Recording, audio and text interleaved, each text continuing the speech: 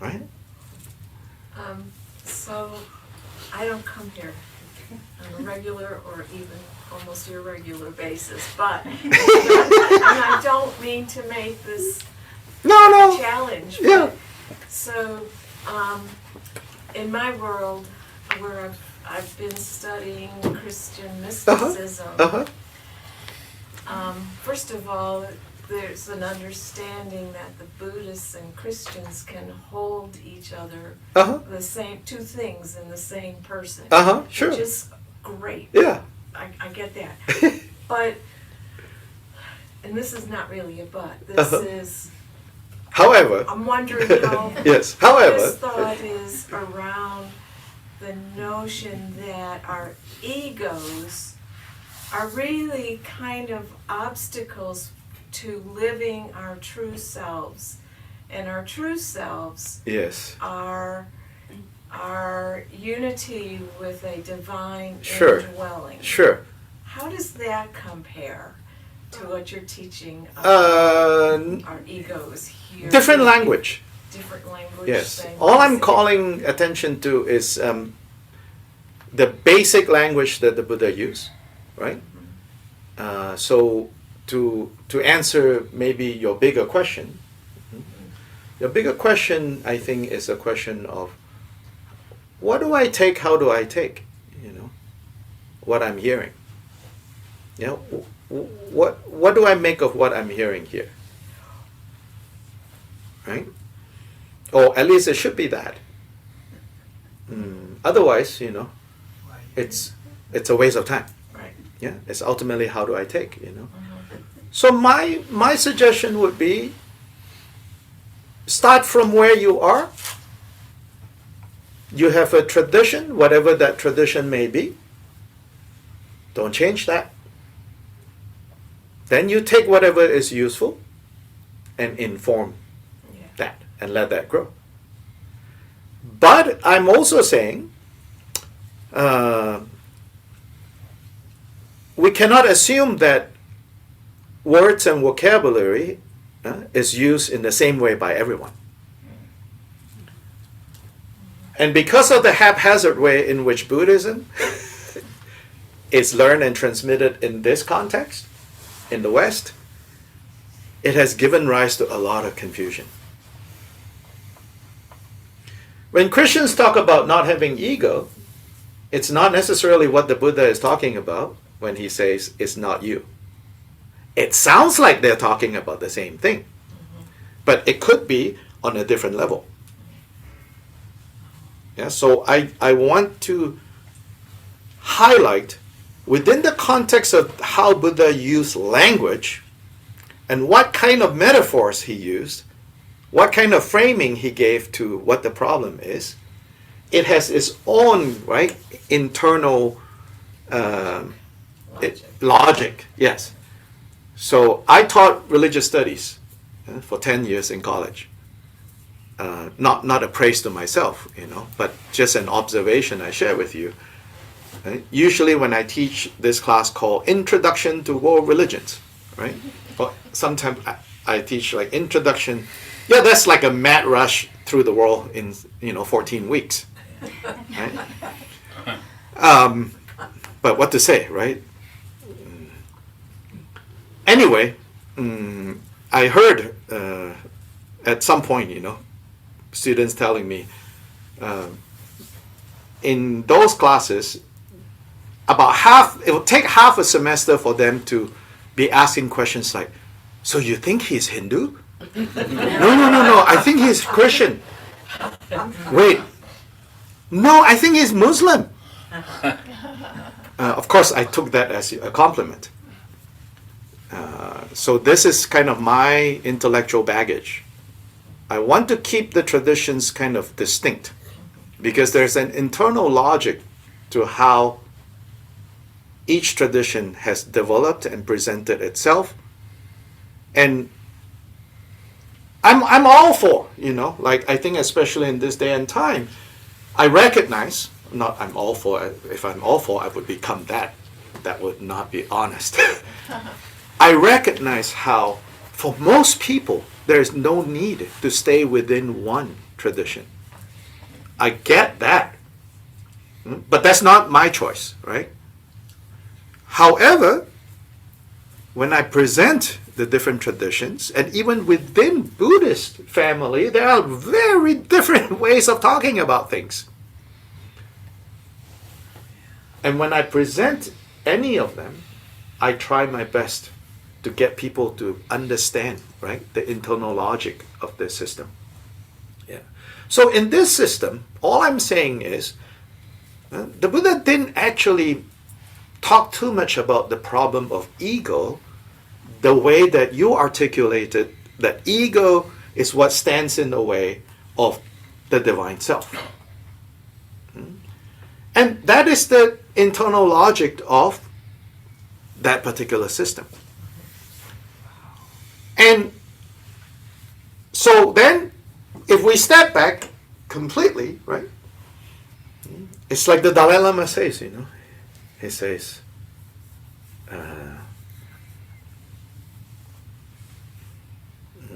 let's start with example. So, Dalai Lama as a public figure, when he was actively traveling around the world, when he was addressing tens of thousands of people, he would talk on love, compassion, nonviolence, all of that.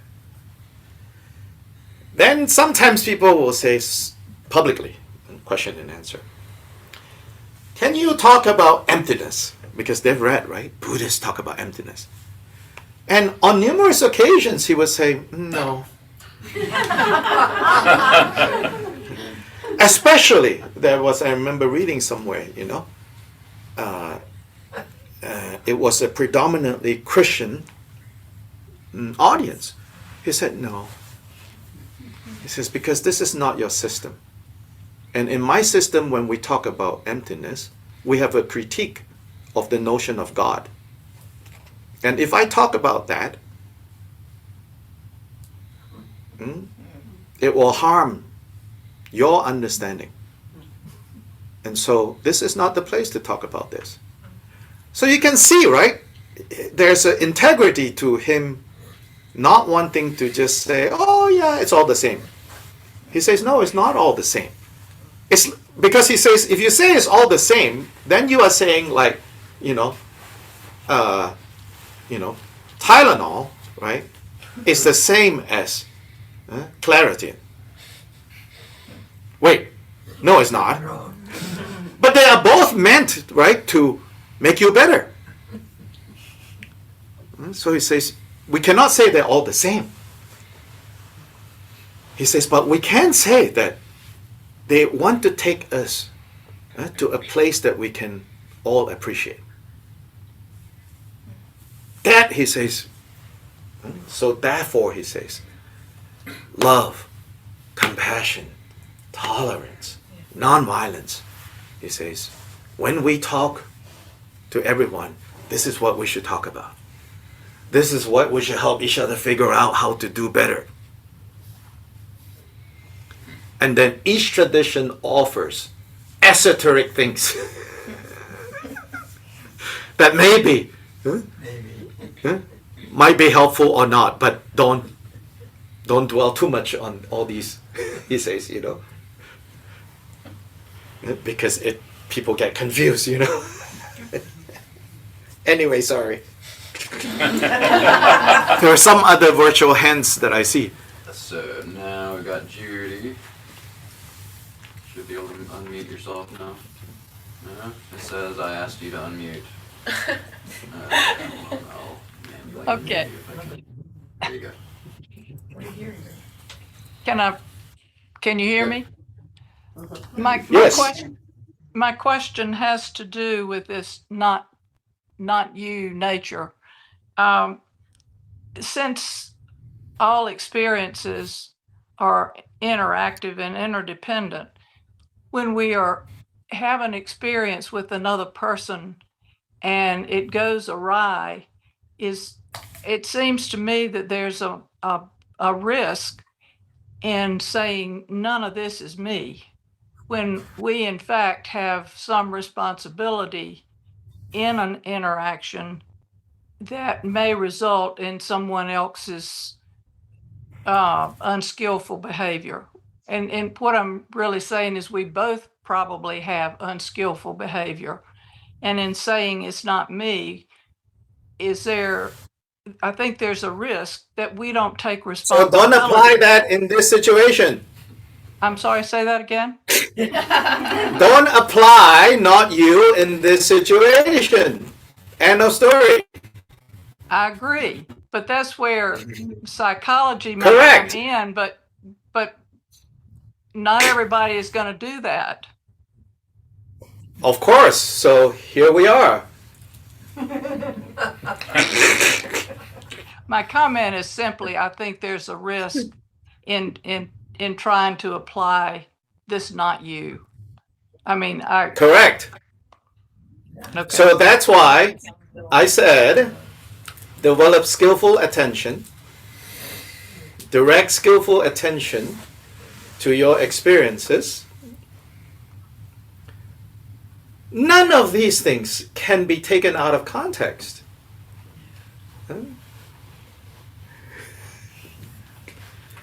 That I know is Judy's point. She has been around long enough to know all of this. She wants to make sure the rest of us remember. That's why I say footnote, remember? Spiritual bypassing. Watch out for that. Yeah, so it's, it's be sensible. Not you is to be applied in a situation of when you say, "Oh, that's me."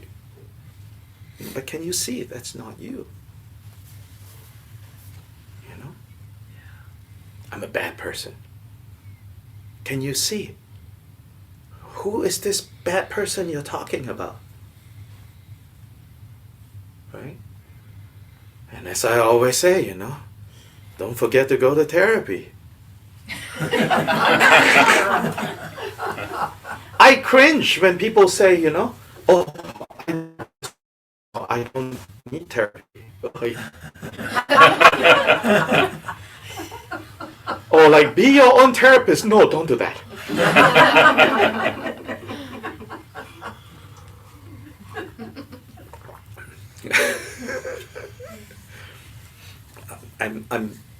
I try to be realistic about what these teachings can do for you. And I think in wanting Buddhism to be like the solution for everything, many Buddhists go too far. Just what it can do, if you actually apply it, you will see tremendous change in yourself over time.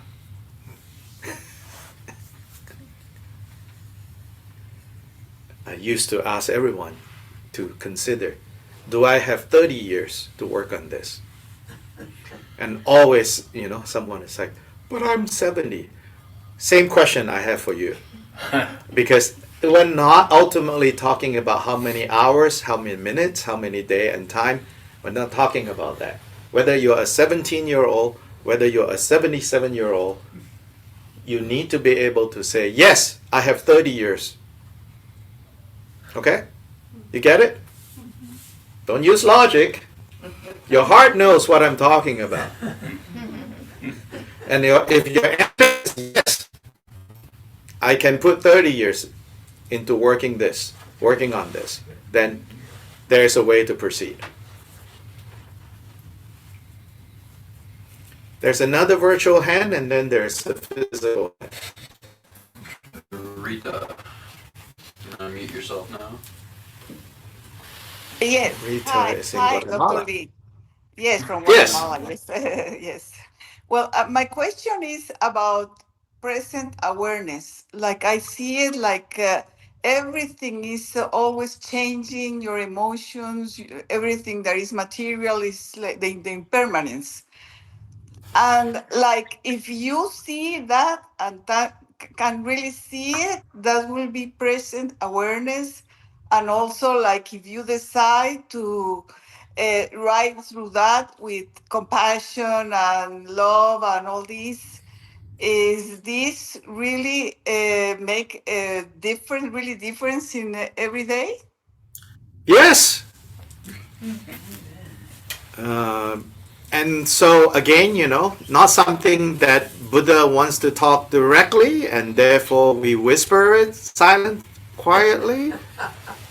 That awareness can become more and more stable, but we don't call that the self.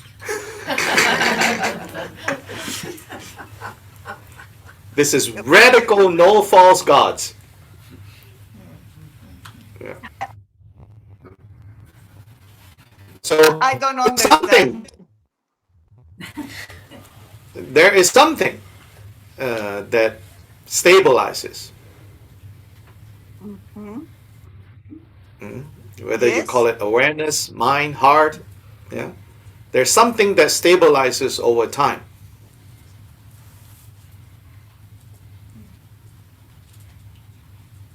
And that's what is being developed. Whether you call it self, some traditions may call it self, but within this tradition,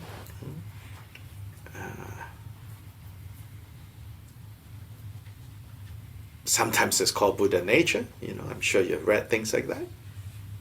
Yeah. Nature of mind.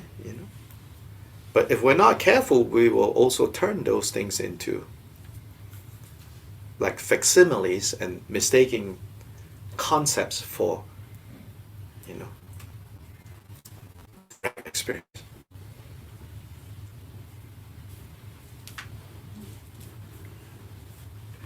Yes, physical hand. Well, bringing science into this a little bit, science with quantum physics talks about entanglement and how everything's interconnected.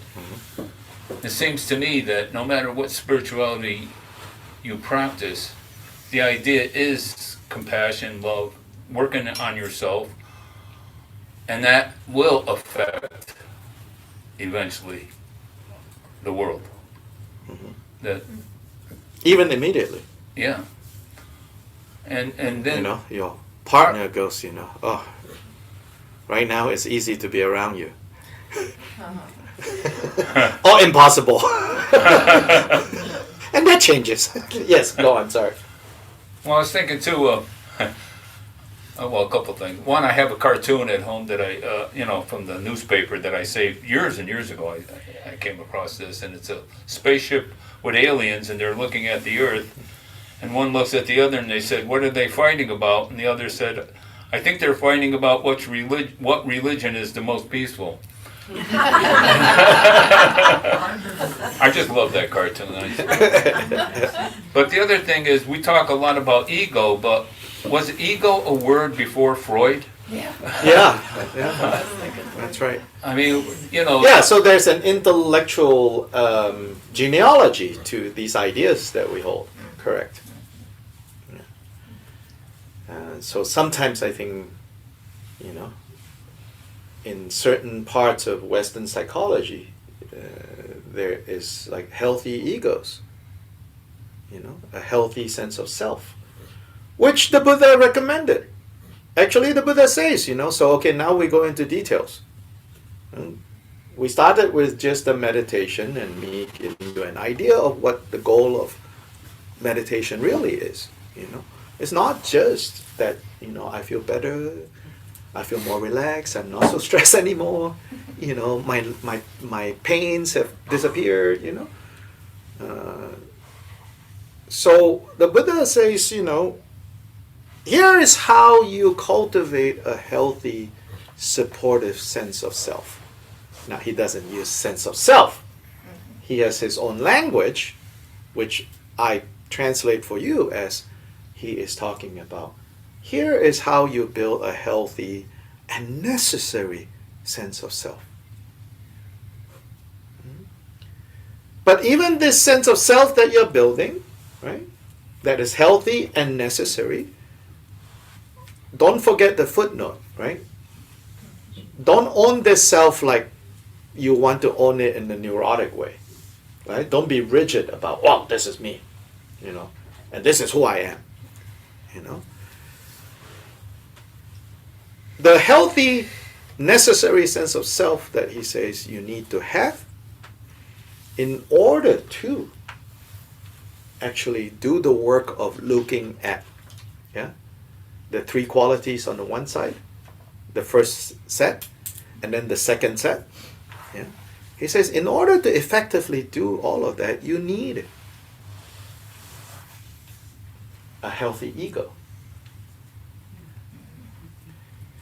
What is this healthy ego? This healthy ego, if we want to use ego in a positive sense, because in Western psychology, there are uses of the word ego that is good, which I would use a healthy sense of self. Sense of self. See? Not different from self. Right? We all have a sense of self.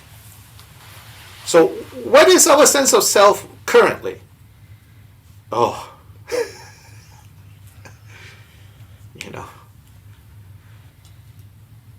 currently you write memoirs.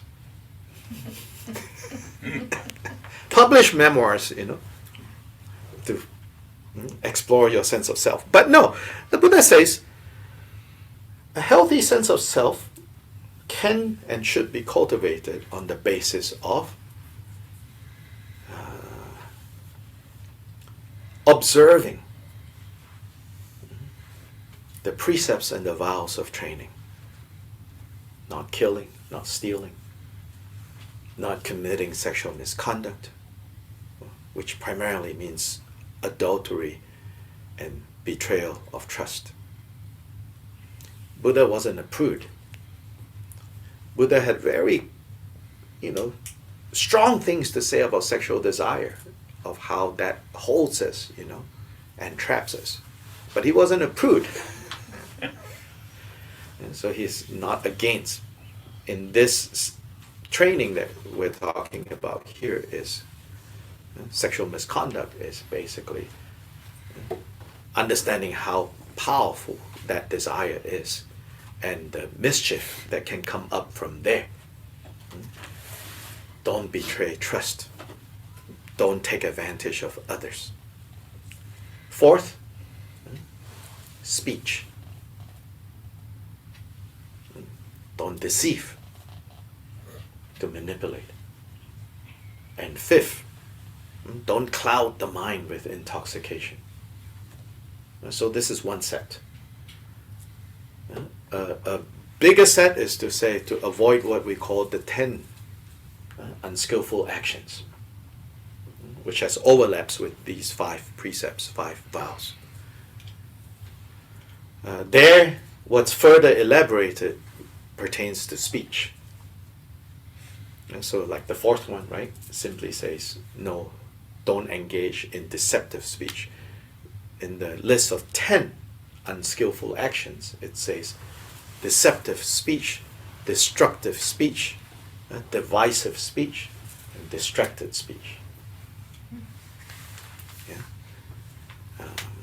Then related to the intoxicating of the mind, in the list of 10, is not literally intoxication, but it has to do with the kind of murkiness of mind related to a coveting mind, a kind of a harming mind, and a mind under the control of mistaken views about cause and effect, or denying cause and effect. So the Buddha says, when we cultivate this, when our sense of self can be built on these guidelines, that's a good sense of self to have. Because it's a non-harming self. A self that doesn't seek to harm yourself or harm others. He says that's a good sense of self to have. So beyond the proscription, meaning Don't do this, don't do this, don't do this, don't do this. There's also the prescribe, which is, he says, cultivate a generous and open heart. Develop patience, which is defined as an ability to accept that which we find to be impossible. Yeah? A lot of further information on that. Cultivating inspiration, encouraging inspiration towards the good, towards the skillful. Not just inspiration, but to be inspired, to want to engage in that which is good, that which is beneficial. And then stabilizing the mind, and so that it's not so finicky. Cultivating a certain evenness in your emotional ups and downs. And then finally developing understanding. All those are said to be the good ingredients for cultivating a healthy sense of self. And all of that is part of let body and mind settle. Let body and mind come together in a good place. You can't, it's impossible to achieve body and mind in a good place by simply doing meditation techniques. When off cushion, you're lying, stealing, cheating,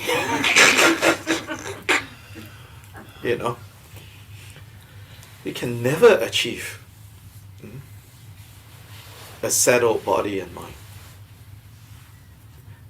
And, skillful attention. Now, this is not linear. You're like, wait, to observe those, right, to avoid the 10 unskillful actions requires skillful attention, correct? To develop skillful attention, you need a commitment to avoiding creating what we call negative karma. So it's not linear. It's a holistic process. Yeah. Yeah. Yeah, you talked about like the balance of the mind. Mm-hmm.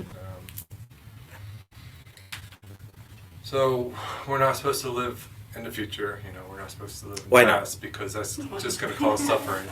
Oh, really? Yeah, thinking about the future, worrying about the okay. future, or worrying about the past and being able to change it. Do you believe that? Yeah, I mean, if you constantly think about the future, you Okay. can't control it, Okay. right? You can't control the outcome, so why worry about the future if you can't control Okay, it? sure. So it's about living in the moment, right? Correct. It's that the whole point of balance in the mind and clearing the mind is just living in the moment. I don't know. Well, I don't know either. Because it's just, we're not supposed to be living in whatever, and there's only so much. Yeah, like, I one want to person- I want to examine not supposed to. Who said you're not supposed to? Well, to me, if Okay. we're constantly worrying about a future we cannot control, obviously we can't control it. There's nothing we can control. So if we worry about the future, we're just causing unnecessary suffering in the now. Good. Okay. Right? And if we worried about the past, we can't change the past, so we're Right. causing unnecessary suffering in the now. Right. So there's only so much that we can live in the now. Right. So Walking what's and living stroll- in the now look like?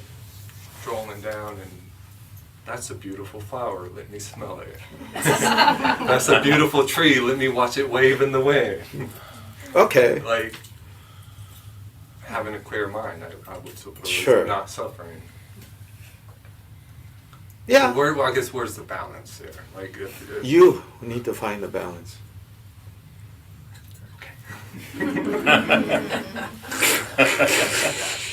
I'm working on it. Yes. My hesitation in saying, yes, it's about living in the moment. Well, what is the moment? You know? What is the moment, right? And there's, of course, truth to. And actually, in fact, whether you do it or not, that is the only way of living that is possible.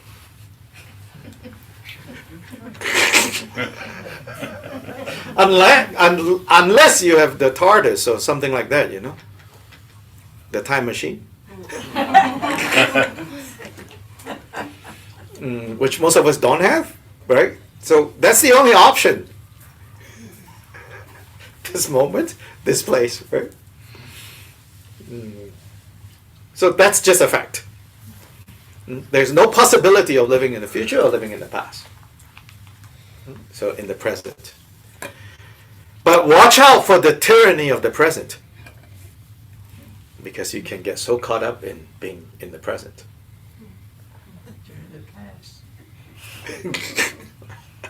The present, you know. Yeah, watch out for that. Also, there are, so on a more serious note, there's some research that has taken place for people. I mean, they have some kind of biological basis to how their brains, right? It's not like the brains of most of us, but there are some cases where people with a certain, how the brain chemicals and wiring is off, right? And then they practice like mindfulness meditation. Instead of helping, it becomes way worse. Because they're stuck in the terror of the present. And every moment becomes terrifying. There's research in these cases. Buddhist literature don't talk about this. Modern Buddhist literature, in fact, in the traditional text, they talk about this. But in our efforts to kind of promote mindfulness, we ignore those. It's there. It's in the traditional text. So the living in the moment, I can only say yes if I also understand from what you're saying there that you are also understanding cause and effect. You're also understanding that there are skillful actions and unskillful actions. That your moment that you're living in is guided by an understanding of causality. All of that. So, and I know in your heart, you know all of that. But just to caricature that would be like, in the moment, it's like, well, someone got to plan dinner. Right? That would be a caricature of that, right? And it's not just a caricature. It's like sometimes that's what happens. You know, it's like, okay, you know, someone else can worry about my dinner. And then you're in the moment, then you're in the moment and dinner is not there. It's like, where's my dinner? Yeah, we do that, you know. I think it made me think of when I was working. I'm retired now. But when I was working, Which means you're busier now. I'm busier. That's what I've learned. It's true. A gentleman that I was working with anyway, we stopped for coffee, and he bumped into another gentleman that he hadn't seen in years. And they're talking, I'm listening, you know, right there.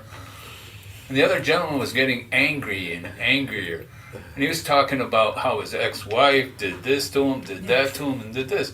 Well, when the conversation was over, we did our coffee and we went back to our truck. I said, when did that happen? He just get divorced? Oh no, he was divorced. He got divorced 20 years ago. But he carried that with him like it was yesterday. I think it can be harmful to do that. Yes. So if we were to apply that situation with what I was talking about, cultivating skillful attention, directing skillful attention to experiences, that's where you go. Then, with that skillful attention, right, pretend you are that person. Look into what you're carrying around. Is that satisfactory or unsatisfactory?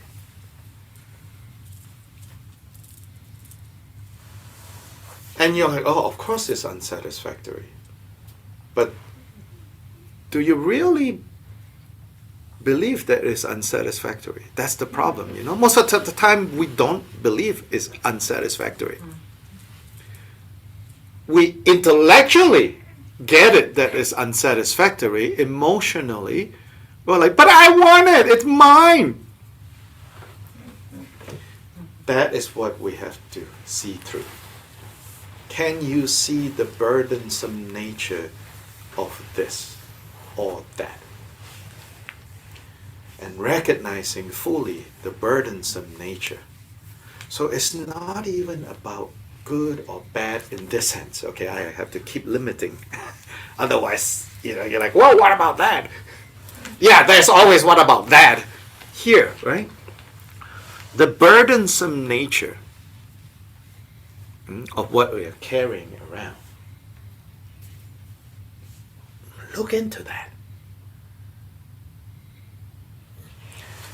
So I'm building this forest hermitage. I know people call it a retreat center, but no, it's not a retreat center. It's a forest hermitage. I know, it seems like, you're just arguing with words, but words are powerful. Retreat center, to me, in my mind, is bifurcates. I'm going to live crazy, I'm going to get relief. And I'm going to get relief, now I'm going to live crazy. And I'm going to get relief. And I'm going to go live crazy again.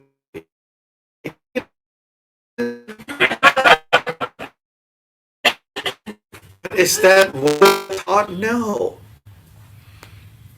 That's why the Buddha said, some of you need to investigate the burdensome nature of your lives and then choose simplicity, which at the root of monastic life is simplicity. It's not about all the other ideas that people tend to have about what it is. It's simplicity. It's choosing simplicity. And only for that reason, you should choose to live at the hermitage. Even if you think, it's to train myself so that I can be a teacher that can help others. Sorry, don't go there like that. It has to be, I see the burdensome nature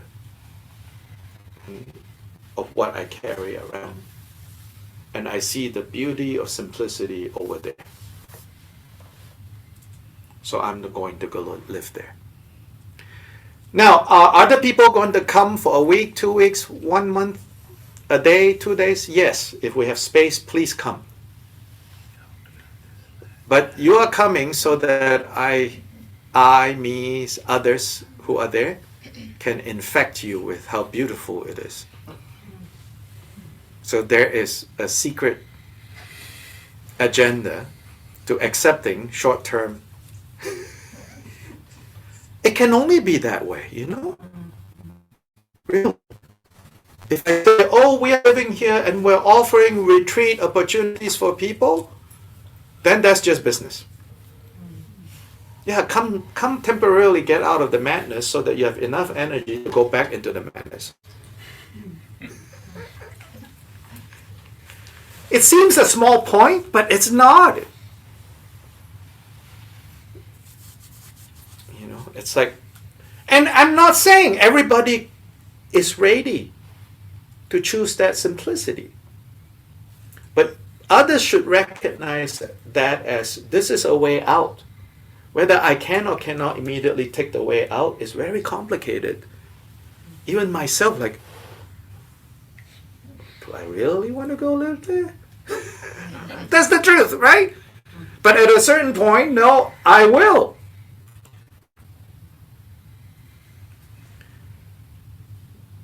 But it has to exist as, like the light on the hill that says there is a way out. And it's through here. As to when you choose to take that way out, that is what you, and it may not be this lifetime. But the people that needs to have the light on the hill cannot pretend to be something else. Right?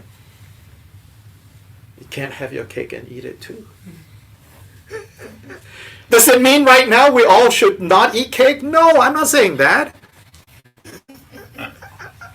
Eat your cake, keep your cake. Somebody has like a Queen Elizabeth's wedding cake somewhere, I hear. Or was it Charles and Diana's slice of wedding cake? Yeah. Somebody has kept it somewhere. Which means they didn't eat it, I guess. Okay, we should take a break. 10 minutes, 15 minutes, We break until we're not breaking, so. Don't worry if you're out there, miss something, not miss something, doesn't matter. It's about 12:15. Yeah. So we'll try to come back 12:30. It's 12:15 our local time. 12:30, more or less, we're going to start again. Thank you so much. Sure.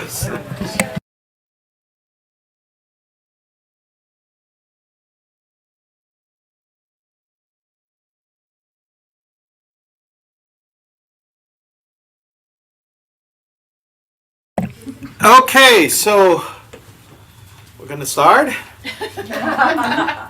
We start when we start, right?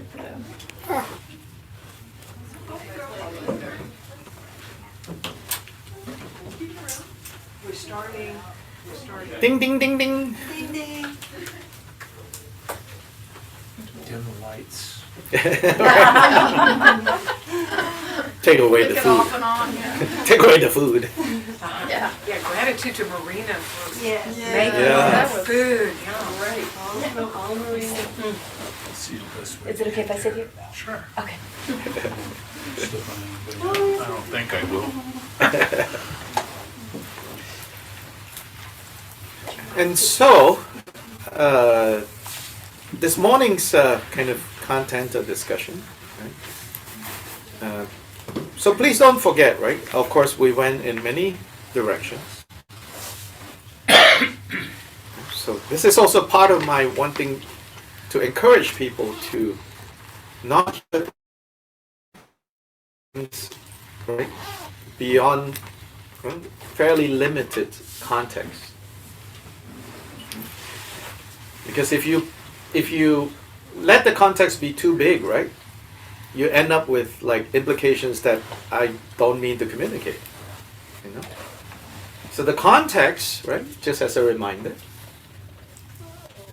of what I said, is in the context of when you meditate.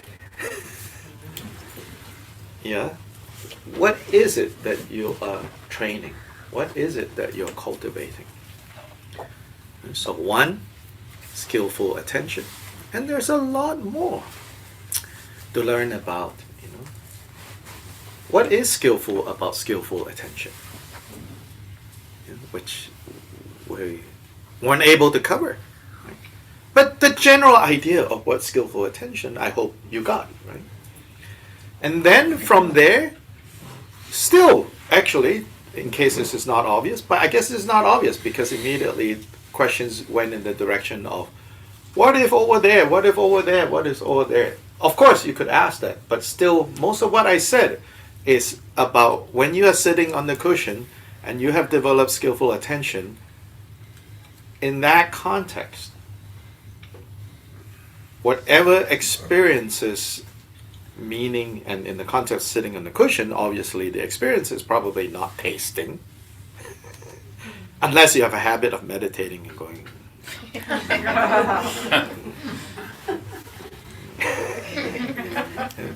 But still, the point about, there are these two areas that things are unsatisfactory, uncertain, and not you. And then the empty and the clarity aspect, right? Mainly is to be directed at thoughts and emotions coming up when you are in formal training. You get good at that, then you will know what to do when you're having an argument with someone, or now you are a refugee. The work, the training, is on a cushion, on a chair, in a controlled environment. Now, because this is very American, actually. We are very practical people. So whenever we hear anything, we want to say, how do I take it out into the world? But this tradition is always about first, in a controlled environment, which is what formal practice is, whether solitary or alongside others, so a Dharma center is a controlled environment. It's artificial, in a way, but it's a form of controlled environment. Your own space at your house where you do formal practice is a controlled environment. But then we are such practical people, we're like, I want to go out there. But most of the things that we learn in a controlled environment first. So be patient with that. So try to remember, the context of what I said is really about seated, whether on a chair, on the floor, whether with fancy cushions and yoga pants or not. Don't forget the main work and how. Now, for the second part, I want to anchor what I'm going to say on excerpts from a text. This text is a collected set of teachings. We're not sure exactly when they were compiled, or at least I don't know myself, but probably they were compiled into the current form around 14th century. But the origins of the teachings is attributed to a teacher that lived in the 11th century. Late 11th century, 12th century. To this figure called Gampopa. Gampopa is one of the giants, you could say, of Tibetan Buddhism. And he is the effective founder of what we now today call the Kagyu tradition of Tibetan Buddhism. And then within the Kagyu, there are branches of the Kagyu, cousins. And I'm from one of these Kagyu traditions, lineages within this family. So Gampopa brought together several different streams, several different traditions that he trained in his own time, and then gave rise to what we today call the Kagyu tradition.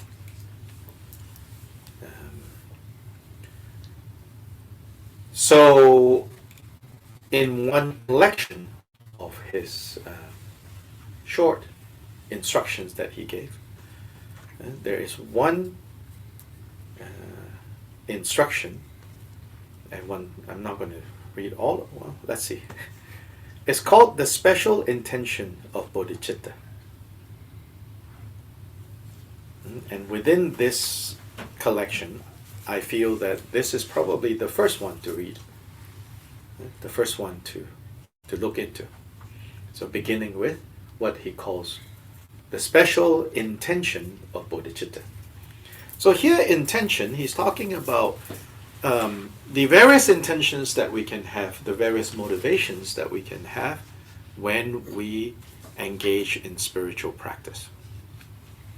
Then more specifically, when we engage in Buddhist practice, what are the motivations? What are the different types of motivations?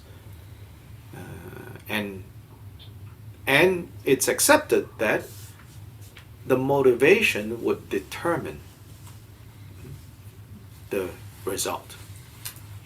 So you can even think of this in terms of like, for example, when you get in your car and you drive, you know, where do you think you want to go? Motivation in that sense, you know, I want to go to here, I want to go there.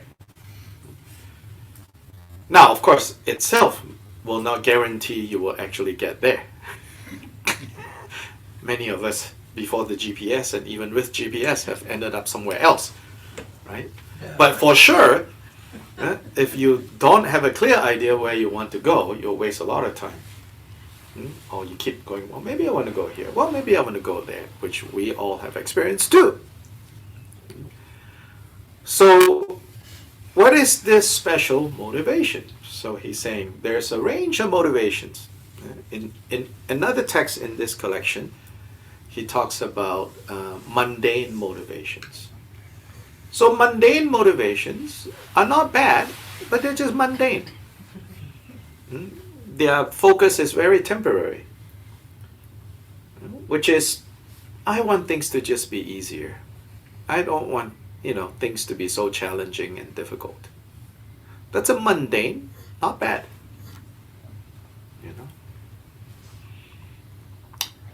But of course he recommends what he considers to be the best intention, the best motivation. And so this is called the special intention of bodhicitta. So then what is bodhicitta?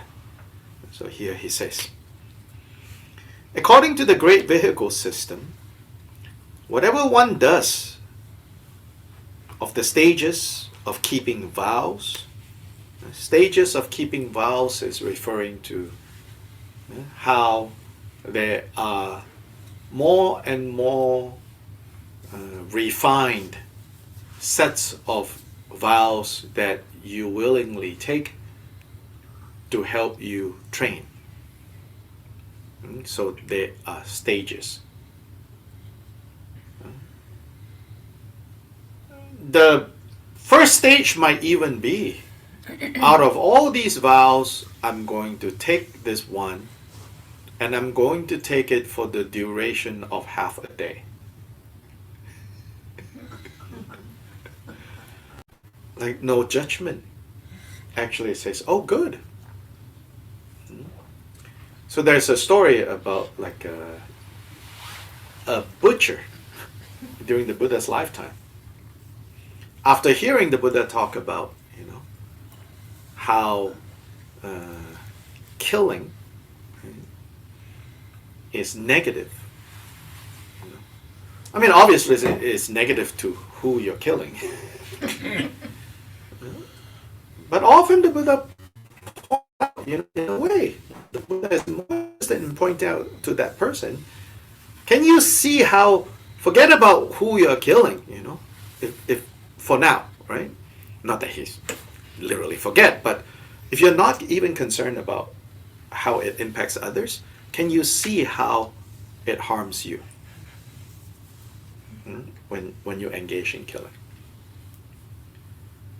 And that's the empirical part of the Buddha's approach that I was talking about. Far from stating it in the abstract, he says, can you see how this is harming your own interests when you kill others? So the butcher, heard about this, right? But then His situation is that he's a butcher. Right? He works in the slaughterhouse. Maybe not butcher, like literally slaughterhouse.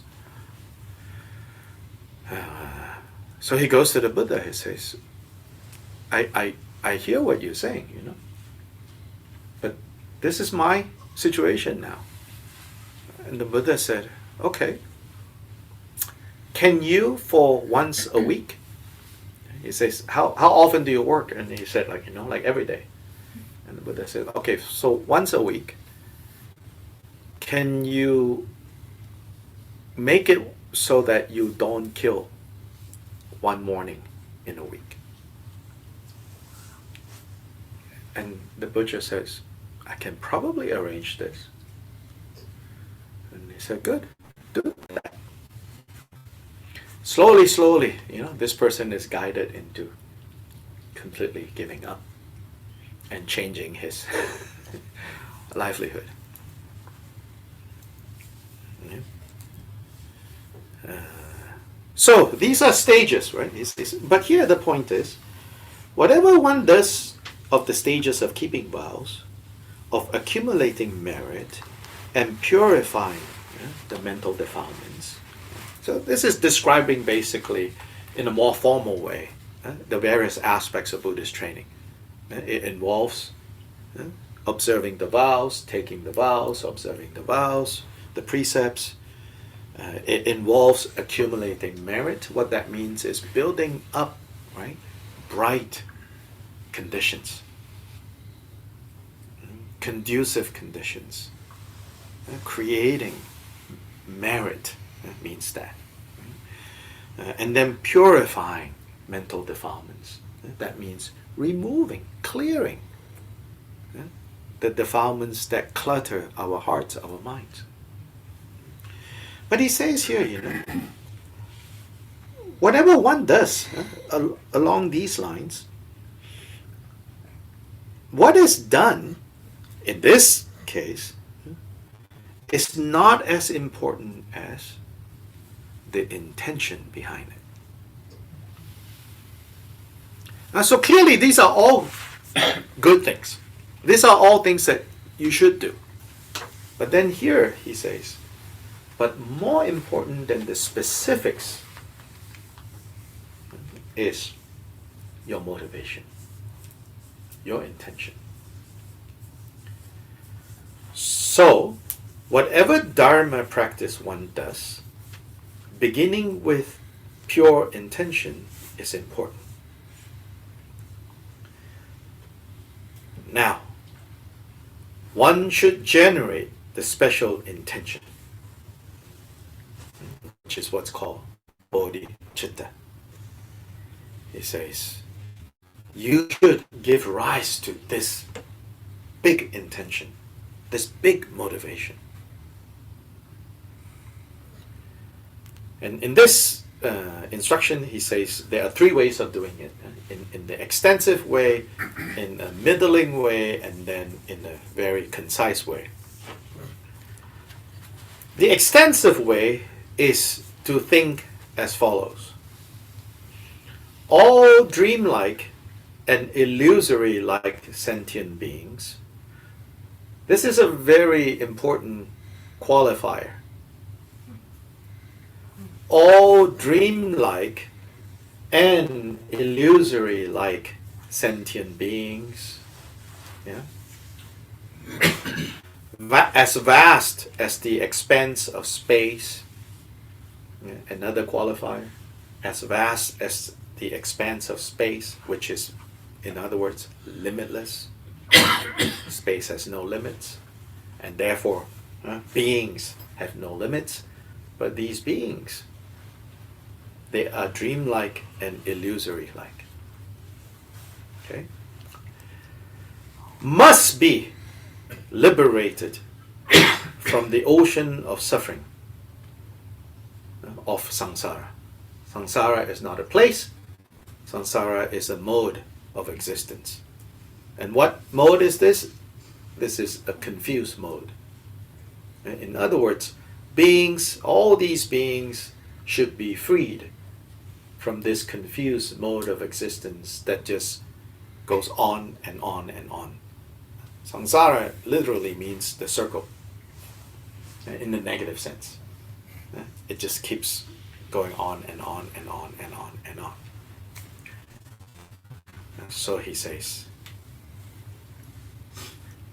not the awakening of the hearers of the lesser vehicle or the awakening of the solitary realizers, but they must be established in unsurpassed awakening. These other two are other motivations that one could have for one's spiritual practice.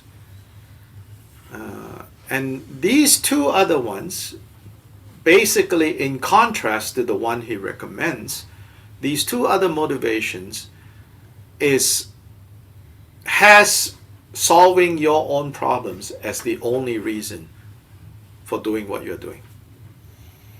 It's not selfish, as we would say it, per se, but it is self-focused. And he's saying, that self-focused attitude is not going to cut it. You need to have this big motivation, this big vision, that I'm going to do this for the sake of liberating these infinite beings from a confused mode of existence, therefore from the sufferings that arise, that result from that kind of being.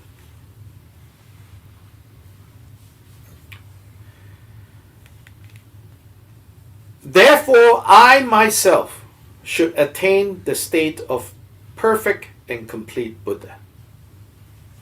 So this is also an important point. He's saying, now if you want to free others from confused existence, you first need to do your dishes. Like, manage your own household. Clean up your house before you try cleaning up other people's houses. Therefore, I myself should attain the state of perfect and complete Buddha. And for that purpose, I will engage in the stages of Dharma practice. So this is said to be what bodhicitta is. This special intention. So within this involves compassion, the aspect of compassion, and the aspect of wisdom. So bodhicitta is not just compassion. I don't know how many times I have repeated this, but nonetheless, I still have people that have repeated this many times. You're like caught off guard when they hear me say, bodhicitta is not just compassion. And they're like, wait, what? Really? Yeah, it's not.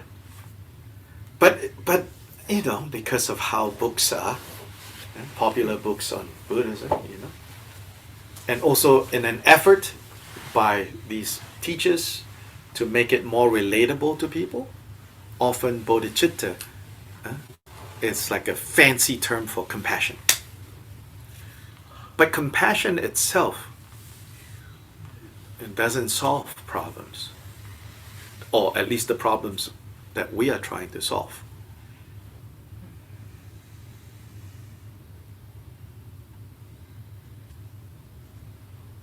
In fact, partial compassion, which is how most of us practice compassion, right?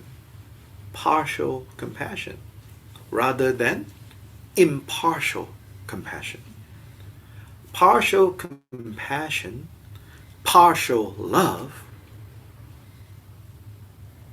are the causes of war and oppression. Right? Nobody quite goes out killing for no reason. And the reason is I'm protecting my loved ones. Partial love. Or even, I need to get rid of this group of people in order to protect a larger group of people. Compassion.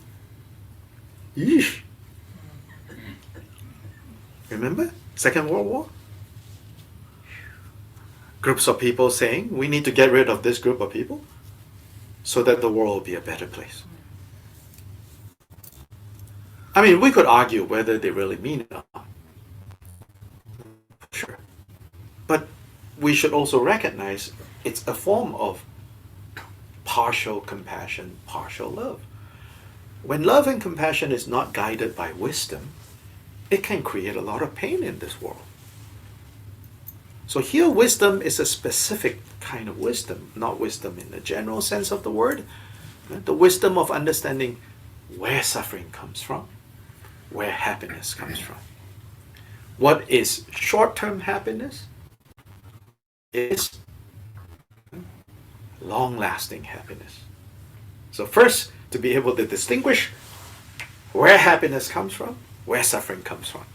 Next, to be able to see that there are happinesses that are producing their results, right, only for the short term, and there are happinesses that bring lasting effect. And the lasting effect is what we call freedom from confusion, state of Buddha.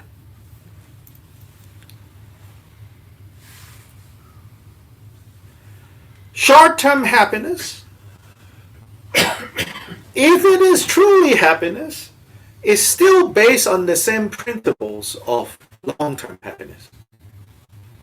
But their effects are short-term. Because the wisdom that is involved there is not complete enough. There is some wisdom, but it's not going all the way. And so Gampopa says, we should aim for this kind. We should develop this kind of motivation. In particular, why, he says, not the awakening, right? Not the awakening, not the enlightenment as sought after by what he calls here hearers and solitary realizers of the lesser vehicle. Now, if some of you know enough of, Buddhist polemics, right, that you're talking about that kind of Buddhism. No. Here it's talking about attitudes. It's not talking about different denominations of Buddhism. Yes, there are existing Buddhist traditions that encourage their followers to become hearers, arhats. But that's not the problem he's critiquing here.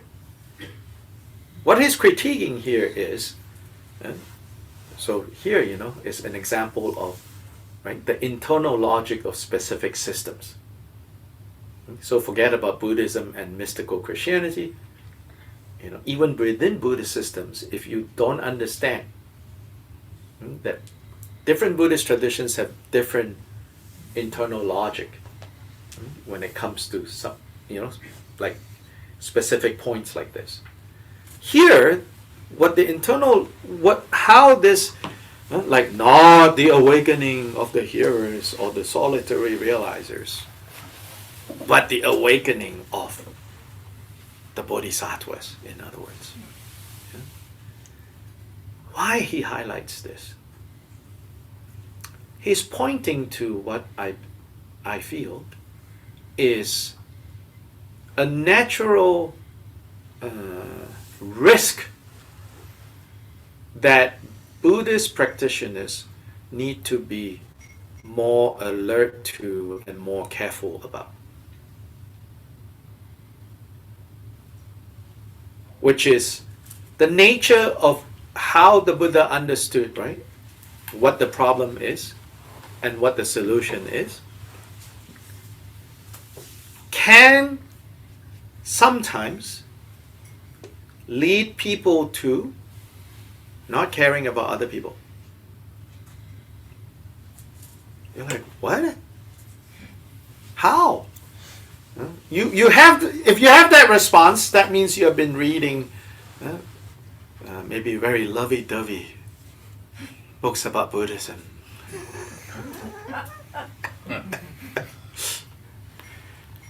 But because the Buddha says, right, happiness and suffering ultimately is an inside job.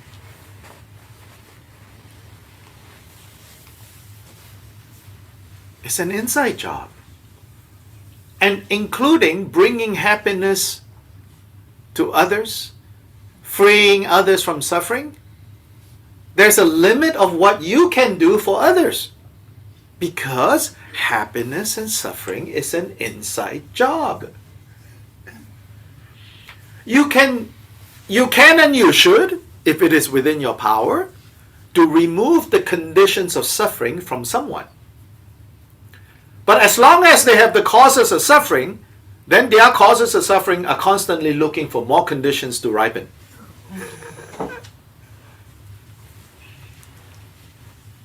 Do you get what I'm saying? Yeah. So the way we understand, or the way the Buddha taught what the problem and the solution is, does kind of make us more likely to practice the Dharma in a very, well, I can only look out for myself. And because of that, this big intention has to be always centered. Because of how easily it can slip into a narcissistic spiritual pursuit. Because of the tremendous emphasis on you need to work with your own mind. You need to work with your own stuff. That kind of emphasis does come, right, with a risk of this becoming a narcissistic, navel gazing exercise.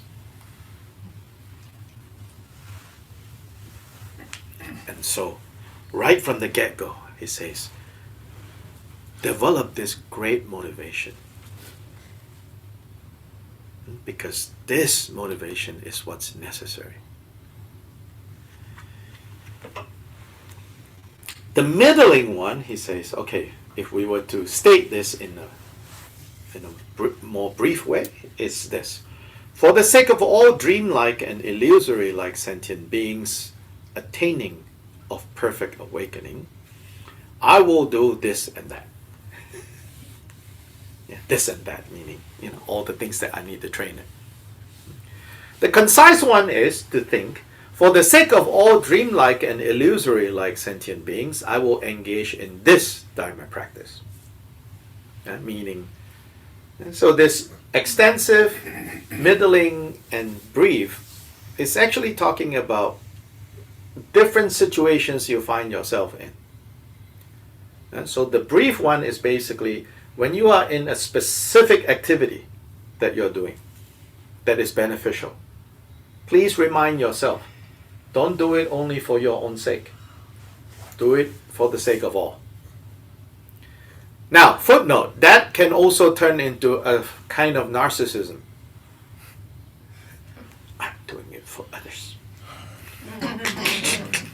I've seen that coming out myself. And because I'm doing it for others, right? Others, please get out of my way. That's like the, why are they fighting over religions? Because they're fighting over who is more peaceful. Right? This incredible ability to subvert everything, So I'm actually very uncomfortable when people say to me, they're being kind, they're being nice, they're like, oh, you're doing this for all beings. And I'm like, ugh. Ugh. Because really? I don't know. I kind of cringe, It's like, no, I'm not sure if I'm doing it for all beings. I mean, I know the party line. So we have to be careful with this in all, so many ways, you know, that we can kind of build up this unhealthy sense of self, puff it up. I'm doing this for all beings. And I can tell you, not joking, but I've seen how communities who use this language, like Buddhist communities that use this language, use it to unskillfully exploit people,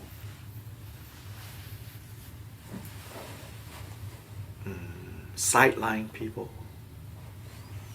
I'm not even saying that, you know, there is a committee behind all of that going, hey, how do we exploit people? How do we silence dissent? But the elements at work kind of go in that direction. And everyone's sincerely thinking, we're benefiting so many beings. Well, unfortunately, you know, some, right? Some harm along the way. Well, that's their karma. See? So it's not as straightforward as it sounds. But we have to start somewhere. Yeah, we have to start with appreciating this motivation, but then be on the lookout for how even something that is so noble, so altruistic, can be perverted. Not even because, right, there is a cabal of evil people. Just the way our Confucians operate.